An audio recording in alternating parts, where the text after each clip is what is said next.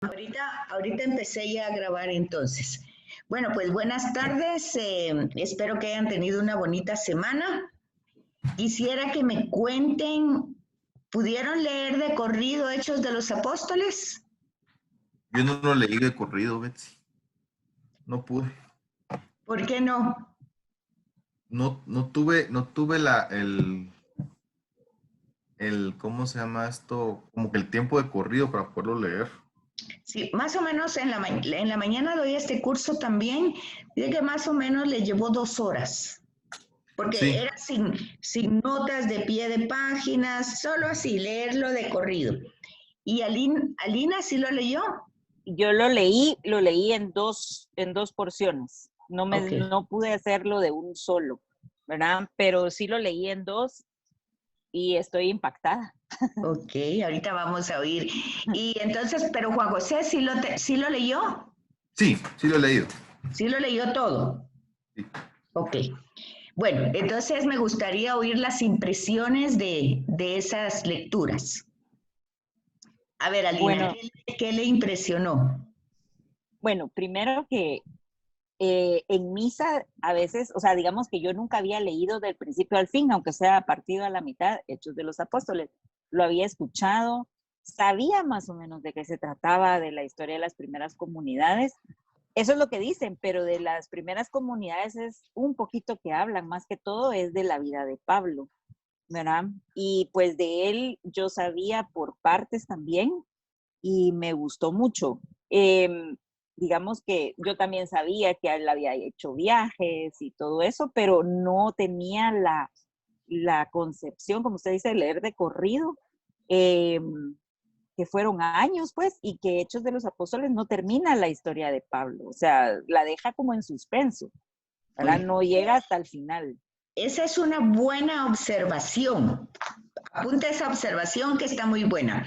¿A usted le pareció que no llega al final, que queda como inconclusa? ¿Así Sí, le queda pareció? como continuará. Inconclusa, ok.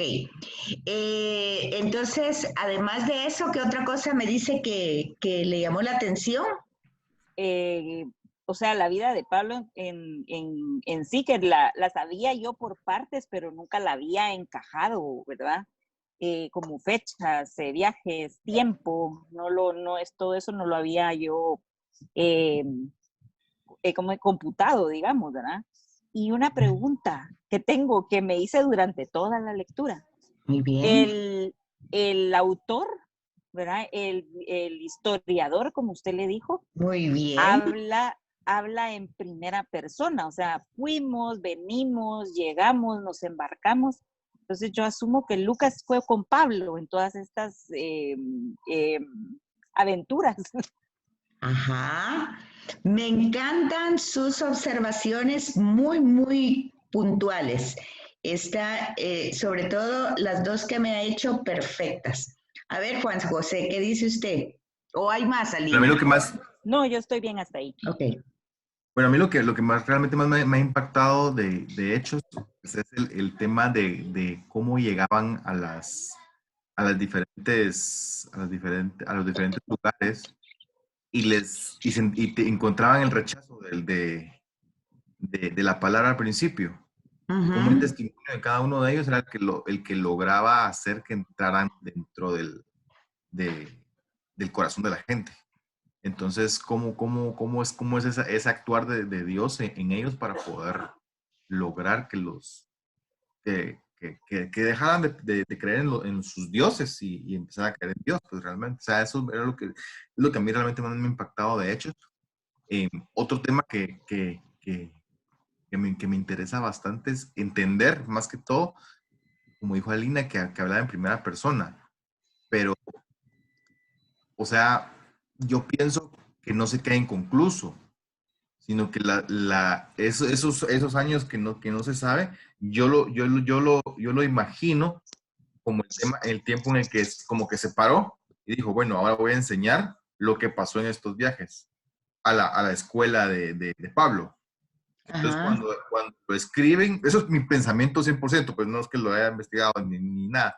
Es como como que la iglesia, como que los discípulos de él, hablan en primera persona con propiedad, porque era como decir, a ustedes les voy a dejar para que escriban todo lo que yo les he enseñado, pues. Ajá. En ese tiempo se dedicó a eso hasta su muerte, pues me imagino yo, y Ok. por eso escribe de esa forma, mi pensamiento. Buenas tardes, Natasha. ¿Me Se, oirá? se salió, creo yo. No, ahí está. Ah, ok. Ahí está, pero está sin... Debe estarse todavía conectando. Ok. Bueno, pues la estaba saludando. Sí, ya está dentro ella. No Ya. tiene el micrófono puesto, tal vez. Sí, lo tiene apagado, lo tiene cerrado. Bueno, son observaciones muy, muy interesantes. Ok. La observación de que el tema está inconcluso es una buena observación. Y también de los dos que hicieron el comentario que habla en primera persona, a veces, porque a veces habla en tercera persona, no siempre habla en primera persona. Entonces, confunde. Pero me da mucho gusto que se recuerden de que hace 8 días yo dije que él era un historiador y pusimos varios ejemplos de que un historiador no necesariamente, tal vez hoy entendemos un historiador como que nos transmite hechos muy objetivos, muy específicos, pero realmente no es tan así. Porque un historiador es alguien que fabrica historias y sí parte de hechos, sí ciertamente los hechos, pero acuérdense ustedes que generalmente el historiador no es un testigo ocular. Y él recopila información, como dijimos hace 8 días, es un recopilador de los hechos, de los dichos. Yo creo que ¿tienen ahí su Biblia? Sí. Ok. Yo creo que bueno, primero vamos a dar como ciertas ideas y después vamos a leer dos perícopas, se llaman cuando hay una reunión de versículos, un grupito de versículos se llama perícopa. Entonces vamos a leer 2 perícopas fíjense que entraron los 2 pero se salieron. Ah, no, ya está ahí Héctor. Dijo que la perícopa es una recopilación de versículos. No. La perícopa es un grupo de versículos. Por ejemplo, cuando en la misa se lee una partecita de un capítulo de cualquier evangelio o de la carta de Pablo, lo que se está leyendo se llama una perícopa. Perícopa. Así se llama, a un grupo de versículos que van a servir. Bueno, entonces podríamos decir que a veces nosotros esperamos que cuando estamos hablando de un historiador nos esté dando un cúmulo de datos bien objetivos y que tendríamos que leer y comprender. Pero realmente no es así. Lo que hace un historiador es presentar un resultado de un trabajo. ¿Por qué un resultado? Porque ha recopilado información, ha preguntado, pero yo no sé si ustedes ya estudiaron evangelios, dijeron hace 8 días, ¿verdad? Los 3 que son iguales, sinópticos, sinópticos. No se me queda la palabrita. Ok, ya vieron los sinópticos. Y en los sinópticos, ustedes se dieron cuenta de algo. Vamos a ver. Ahorita vamos a hacer una pequeña evaluación de los sinópticos para ver lo que han comprendido. Generalmente yo cuando doy las clases de evangelios, lo primero que hago es que lean la introducción de cada uno de los evangelios, porque ahí encuentran, por ejemplo, quién es el autor, quién es el destinatario, en qué fecha se escribió el material. Y entonces, buenas tardes Isabel, buenas tardes, ¿cómo están? Bien, gracias, licenciada. Disculpe que es que estaba en otra computadora donde no tenía teléfono, no tenía micrófono. Pero ahorita ya la escucho muy bien. Buenas noches a los dos. Buenas, Nasti. ¿Cómo están? Buenas noches. Bueno, Héctor se me salió, no sé qué pasa. Entró y se salió. Bueno, entonces cuando nosotros leemos eso, nos damos cuenta de algo muy, muy importante, que lo tenemos que tomar muy en cuenta cuando estamos viendo Sagrada Escritura. Casi cuando estamos viendo toda la Sagrada Escritura pasa eso, que es una recopilación. O sea, cuando lo que se escribe primero fue una tradición oral que se transmitió durante muchos años en forma oral y hasta mucho, mucho tiempo después se pone por escrito.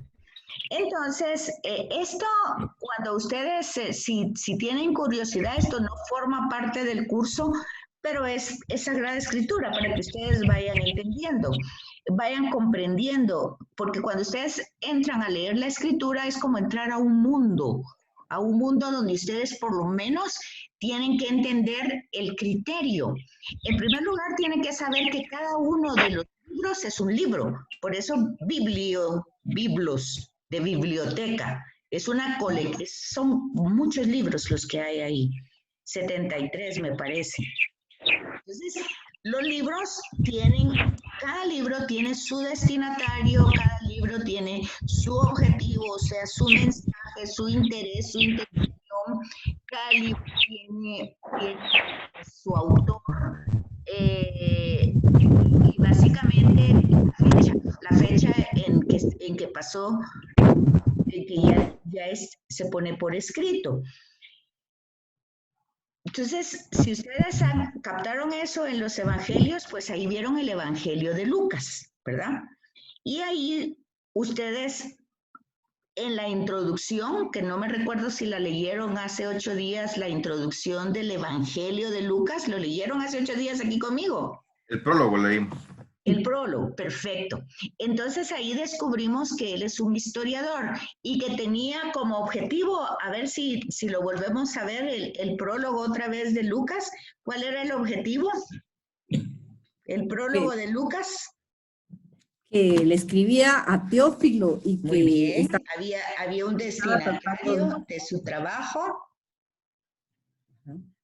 Y que estaba tratando de ordenar todos los hechos que habían vivido las personas, ¿verdad? Entonces, a ver, ahí lo tienen.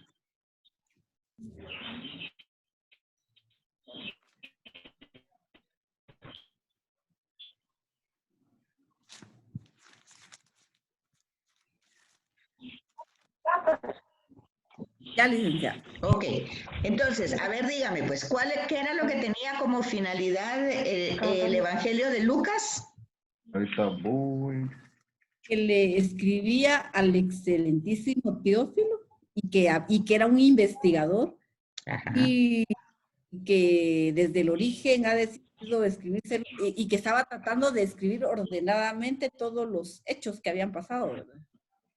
Pero dice los hechos de quién?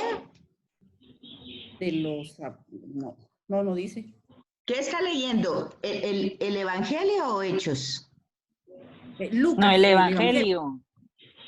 Aquí dice que él se propuso manifestar ante todo la incomprensible humanidad de Dios.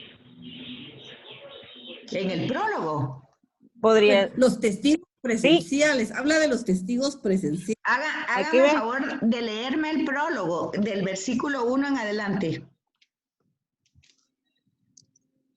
Al versículo 1 en adelante. Muchos emprendieron la tarea de relatar los sucesos que nos han acontecido, tal como nos lo transmitieron los primeros testigos presenciales y servidores de la palabra. Yo he pensado, y Teófilo, escribirte todo por orden y exactamente, comenzando desde el principio, así aprenderás con certeza las enseñanzas que has recibido. Entonces su finalidad es comprender las enseñanzas que escribieron los otros. Ese es el evangelio de Lucas. Correcto. Sí. Bueno, entonces, cuando ustedes estudiaron los sinópticos, ¿qué estudiaron de Lucas, del Evangelio de Lucas? Lo que estudiamos en los sinópticos fueron las diferencias y las similitudes entre todos, y lo que le estudiamos más de Lucas es de que él habla de la infancia de Jesús, de cuando se le presenta el ángel a María, y en que los otros no lo tienen. O sea, eso se llama protoevangelio, el protoevangelio. Entonces, como usted bien dice, Marcos, ni Mateo, ni Juan tienen ese protoevangelio, ¿verdad? Pero no se dieron cuenta en qué año escribió Lucas el evangelio. Creo que fue entre el 60 y 80 después de Cristo, ¿no? Pero 70. Fue no más del 60. Ah, eso está en el 70. Entre el 75 y el 75. Es uno de los evangelios tardíos. Entonces, cuando ustedes estudiaron eso, vieron también que el evangelio de Marcos era uno de los primeros evangelios, ¿verdad? Sí. Por no decir el primero. Sí. Y es muy esquemático. Ahí no hay anuncio, no hay nacimiento de Jesús. Solo hay un esquema que empieza con el bautismo y termina con su crucifixión. Son 16 capítulos. Es muy cortito y es muy esquemático, no hay mucha explicación. De hecho, se cree, por estudios de escritura, de que este evangelio sirvió de base o de chasis al evangelio de Lucas y al de Mateo.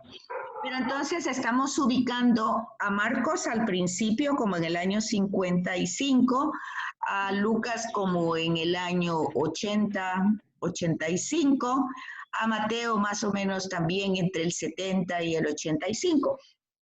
Y entonces tenemos que ubicar que la muerte de Jesús es más o menos en el año 30. Bueno, de hecho, cuando los estudios de los anales judíos se dan cuenta de que en la época en que estuvo Anás, Caifás, Pilatos, todos ellos, en el momento que estuvieron ellos, resulta que hay un parámetro de tiempo y entonces básicamente se presenta a Jesús como que muere en el año 30. Pero no sé si ustedes se dieron cuenta que cuando él muere al año 30, ha habido un calendario que es en el tiempo de Jesús, que era el calendario lunar. Y entonces nosotros ahora tenemos, a partir de antes de Jesucristo y después de Jesucristo, el calendario solar. Entonces, en ese calendario solar, pues han habido variaciones, por eso es que la celebración de la Pascua cambia de marzo a abril a veces, por los días de diferencia que habían entre el año lunar y el año solar. Entonces Jesús, posiblemente cuando muere, no tiene 33 años, posiblemente tendrá unos 38 o tal vez hasta los 40. ¿Por qué? Porque el año cero que nosotros tenemos en el calendario solar no es el año en que nació Jesús, sino que cuando se hizo el cambio del calendario, pues básicamente Jesús pues el cambio se hizo posteriormente, mucho posteriormente, ¿verdad? Pero no tomaron en cuenta que ya Jesús prácticamente tenía años de vida, es unos 5, 8, 10, no se sabe.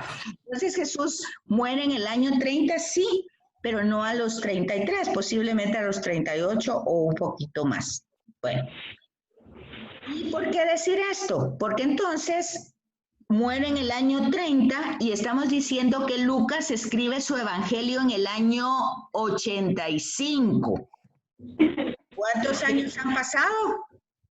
45. Sí, o 50, ¿verdad? 50, 55 años. Ok. Entonces vamos a ver que ellos no son testigos oculares, ni Pablo ni Lucas no son testigos oculares. Entonces, aquí es donde tenemos, y entonces hay que ver también en la introducción de Hechos de los Apóstoles, más o menos cuándo fue escrito Hechos de los Apóstoles. Que vamos a encontrar que Hechos de los Apóstoles es como el segundo, espérenme un momentito que no. Creo que Luis está esperando que le Sí, deje pero entrar. le estoy tratando de dar entrada, pero no sé por qué no me entra. Es que ya le había dado entrada, pero no sé por qué no entra. Espérenme un momentito.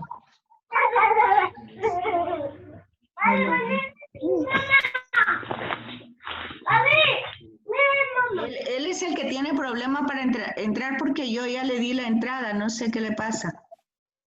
Ok, ahorita le aviso. Dice que le dé entrada. Yo ya le di la entrada, yo ya no le puedo dar más entrada. Ahí me sale que él está ya reunido, pero no entra.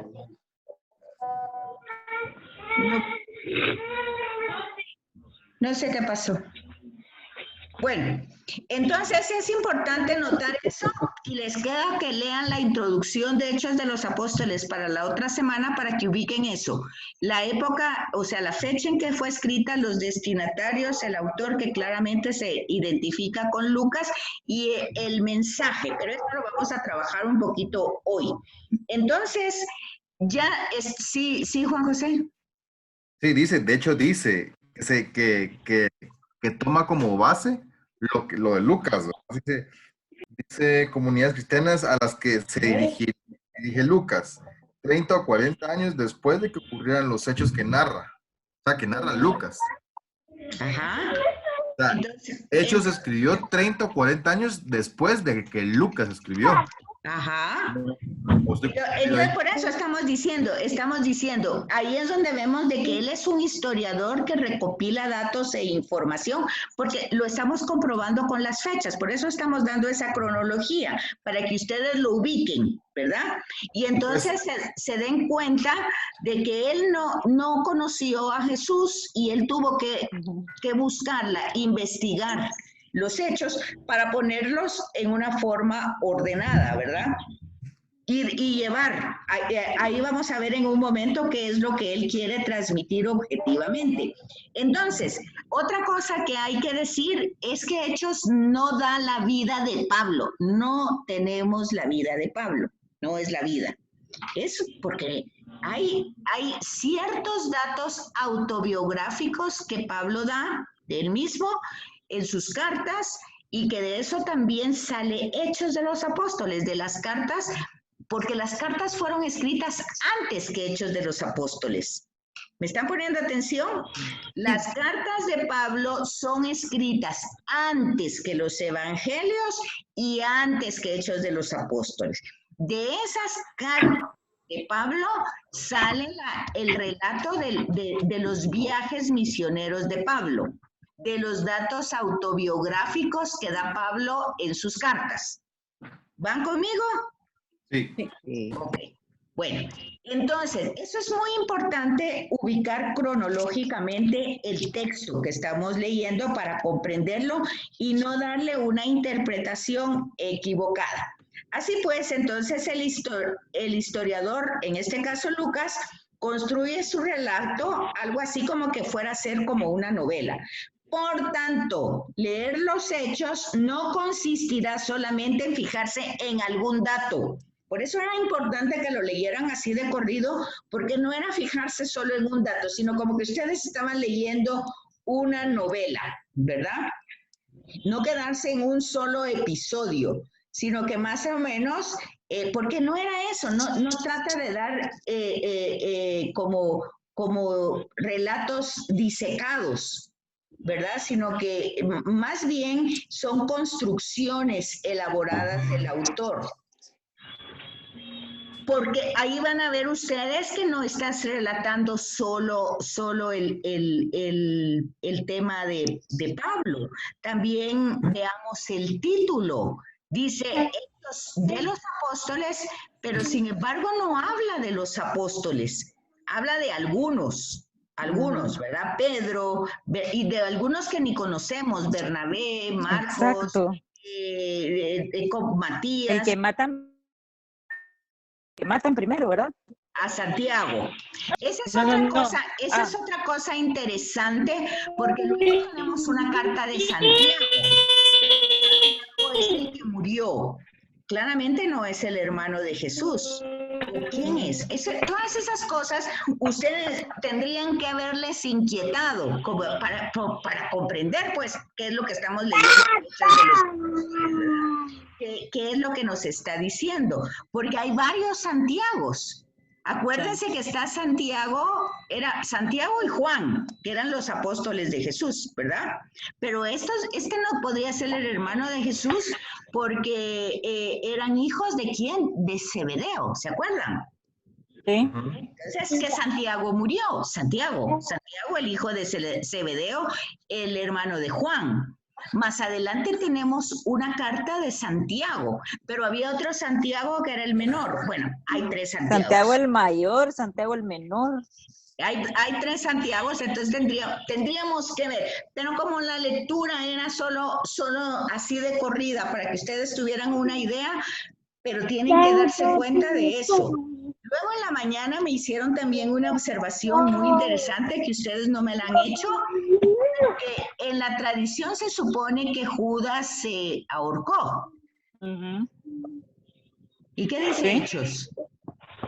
Habla de un Judas, pero nunca imaginé que fuera no dice Judas Iscariote, dice otro nombre.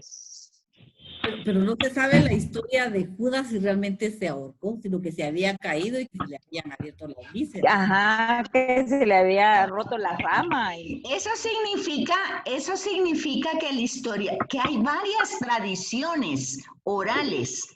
Y entonces el historiador escogió posiblemente la que era más común y la creencia más real de ese suceso, de la muerte de Judas, ¿verdad?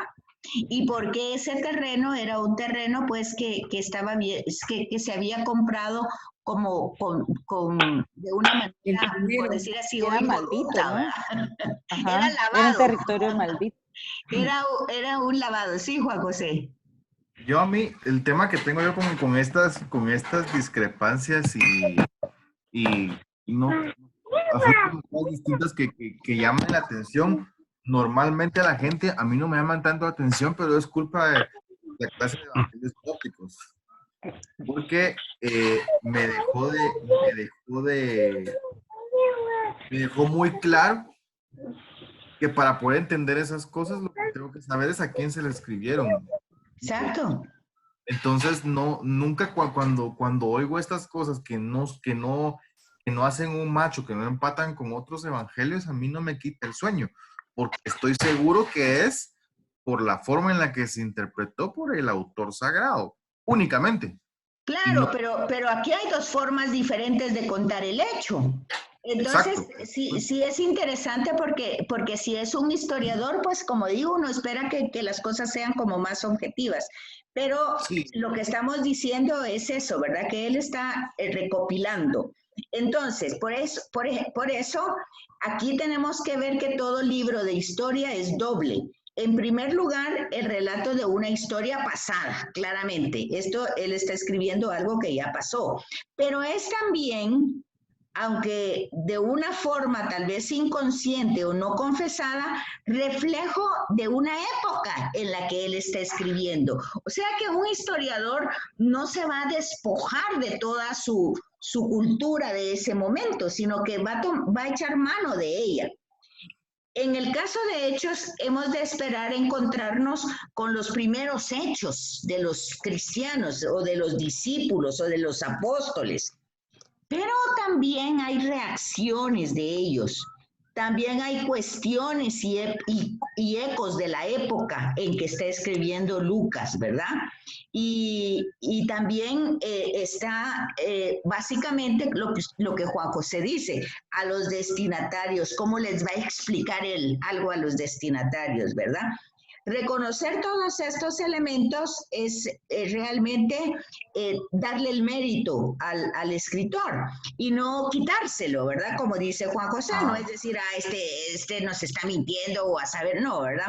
Sino que ver que lo que él quiere hacer es simplemente transmitirnos un mensaje de él, que es una persona viva y que se dirige a otros seres vivos. O sea, básicamente el relato está vivo, ¿verdad?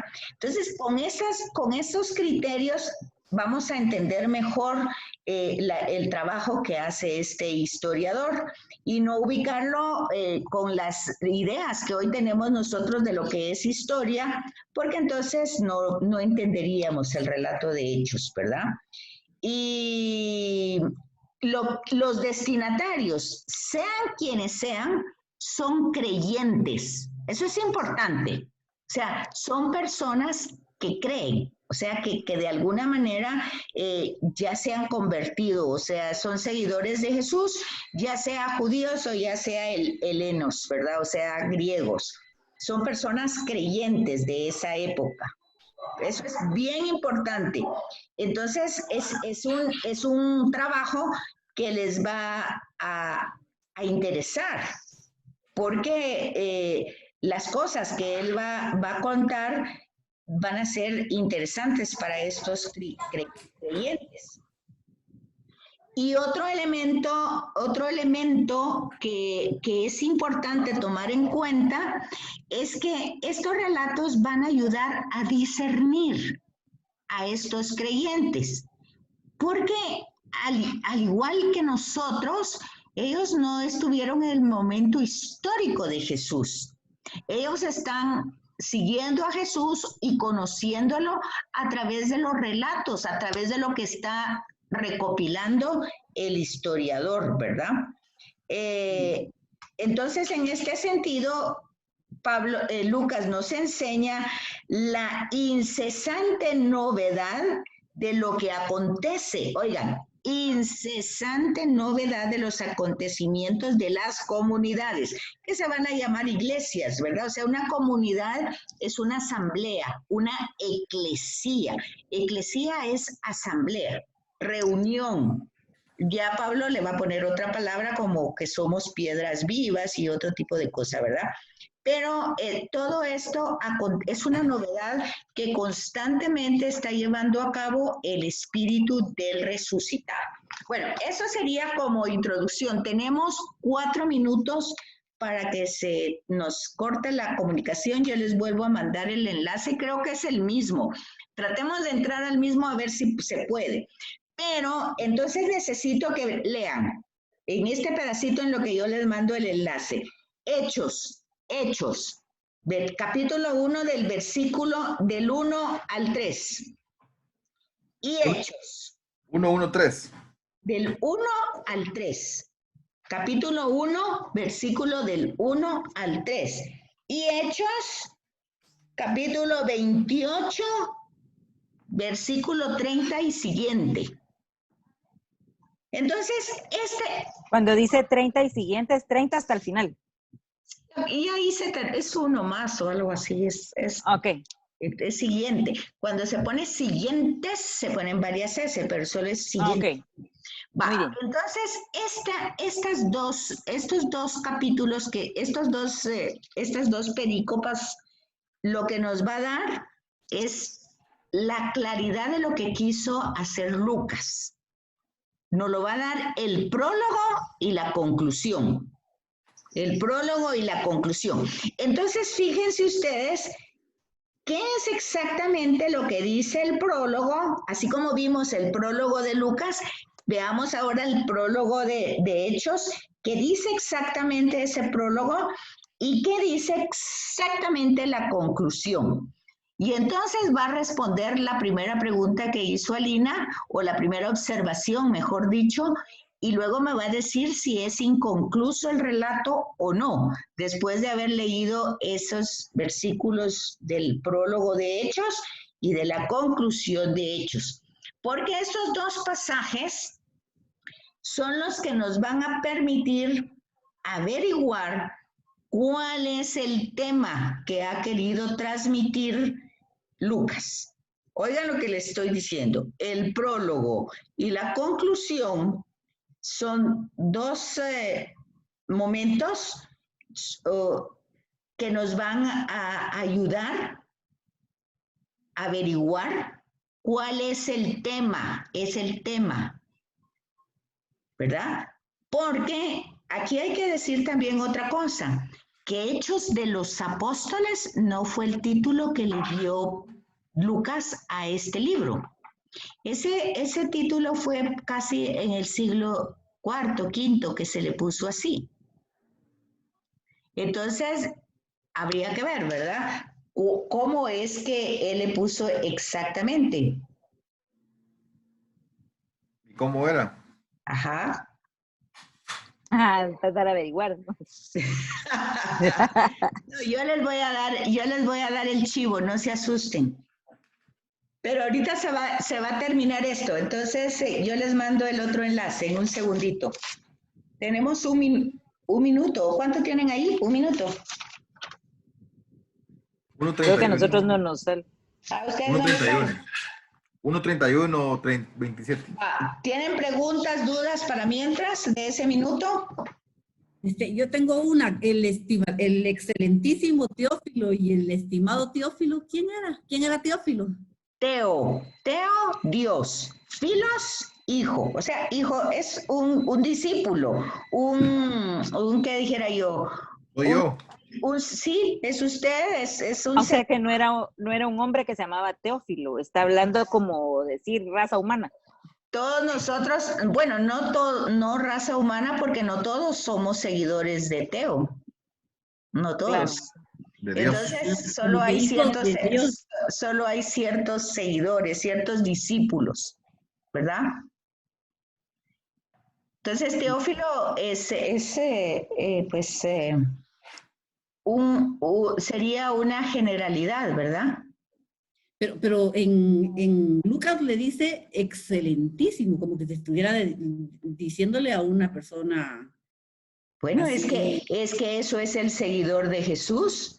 Sed perfectos como mi Padre es perfecto. O sea, es un personaje que quiere la perfección y va luchando por la santidad. Le está hablando sacerdotes, profetas y reyes, imagínate. Sí, pues, entonces